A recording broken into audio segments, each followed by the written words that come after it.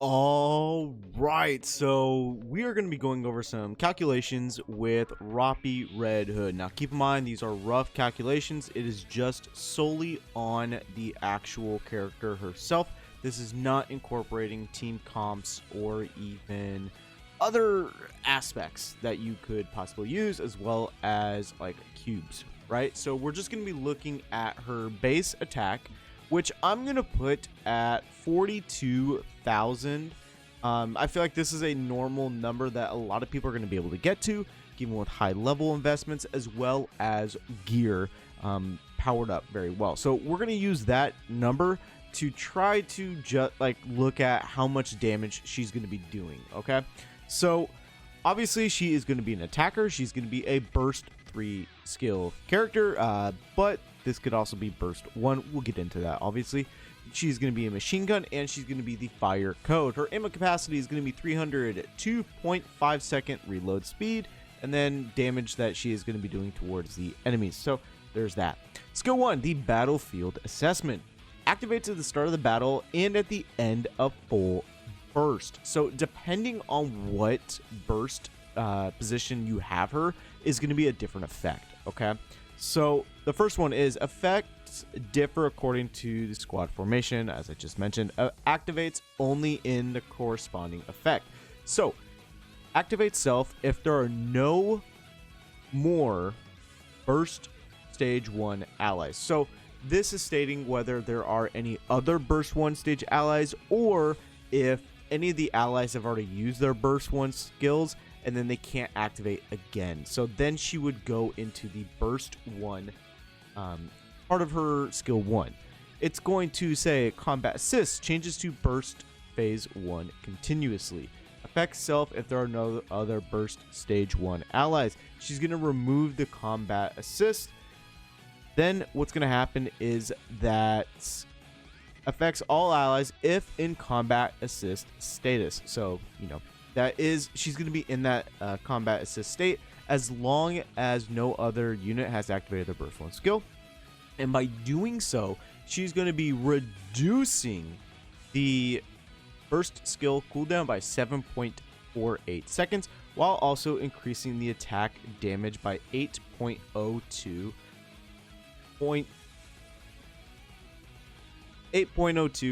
for 10 seconds, and this is going to be done when you enter the full burst.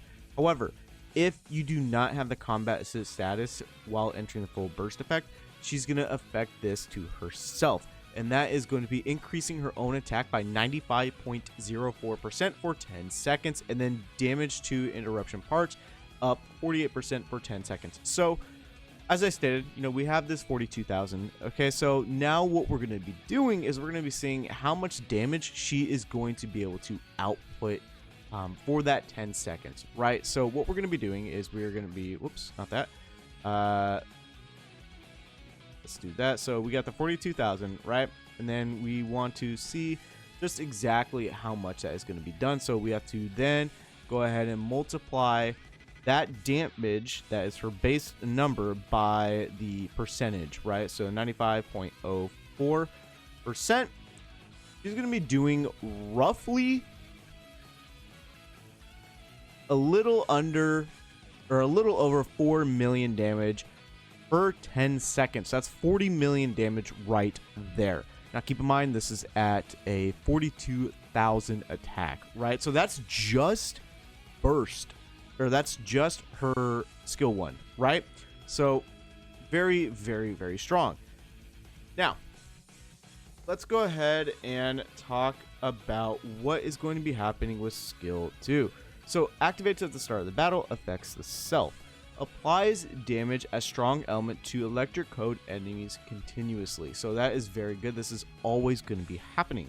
Then projectile attachment damage is going to be 150.72% continuously, and then the explosion damage is going to be 100.6% continuously. I don't necessarily know how they're calculating this. I don't know if it's going to be based off of her own attack. I don't think so. I'm assuming there's going to be a specific sub stat that we just don't have access to. Then it's going to state that activates after 120 normal attacks. It's going to activate on herself. is that she's going to launch attachable projectiles that latch onto hit locations. When entering full burst, the projectiles explode. So the projectile attachment damage is, once it hits, it's going to be 88.11% of the final attack as damage. And then it's going to be the same percentage when they explode. And it's going to be a maximum ammo capacity of 1 round.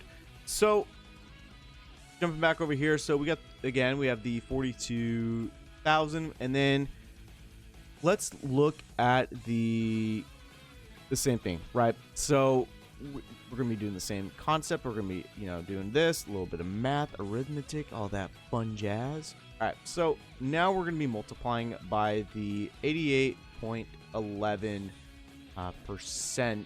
If I can find the percent. I don't see it for some reason. Oh, okay, so I guess we'll do right here. So, boom.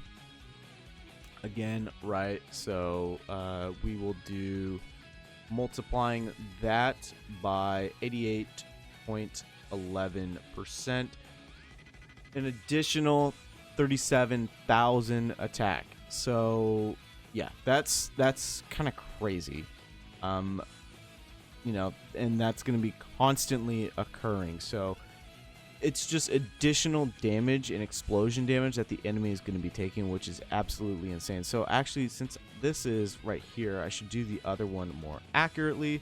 So we got, obviously we have that. Then we want to do the percentage. So that's going to be 95.04% equals, right? And then we're going to multiply that by 10.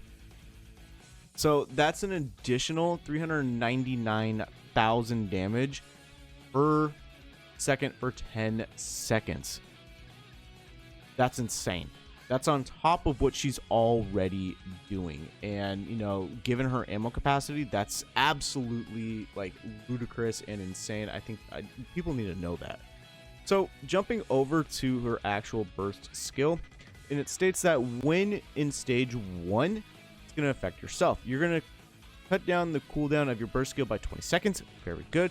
And the explosion radius for the attached projectiles is going to increase by 100.62% for 10 seconds.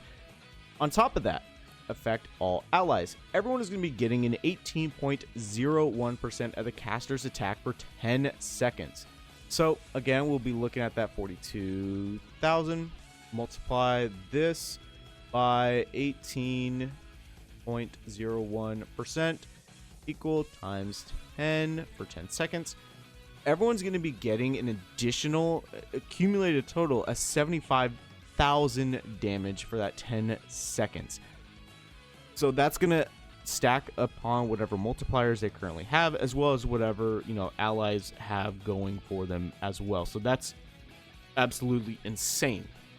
So she's already proving to be a very, very busted unit, and that she can be run as a support, which is very good. Now let's go ahead and look at what the stage 3 would be used for. So stage 3, high mobility class range combat weapon, affects the enemy nearest to the crosshair. It's going to be dealing 2,808% of final attack as additional damage. So what kind of additional damage are we going to be looking at? Again, we're just going to be using this baseline right here. So we got 2,808%. It's going to be dealing an additional nearly 1.2 million damage as additional damage. Then it's going to affect the self. Explosion radius is going to be increased, and the projectile attachment damage is going to be upped to 421.2% for 10 seconds. Skill 2, attachable projectiles trigger count condition is down 60 times for 1 second. So instead of the 120, I believe it was, yeah, it's going to be going down to 60 for during the burst duration. So Rapi has the potential to not only be the strongest damage dealing character in the game by, I think, a margin, but also provide a lot of utility and support, being a burst 1 unit.